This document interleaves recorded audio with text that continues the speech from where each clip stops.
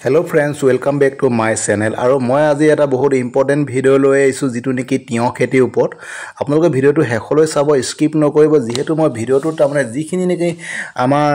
তাৰমানে সাইন্টিফিক তাৰমানে কাল্টিভেশন কেনেদৰে কৰিব লাগে তিয়হৰ ওপৰত আৰু তাৰ ওপৰতে লৈছো ভিডিওটো আপোনালোকে হেইকাৰণে ভিডিওটো ৰখাই পেলাই আপোনালোকে স্ক্ৰিনশ্বট মাৰি ল'ব আৰু গুটেইখিনি ভালদৰে চাই ল'ব পাৰিব আৰু আপোনালোকে খেতিটো কৰি পেলাই ভালদৰে সুফল পাব সক এতিয়া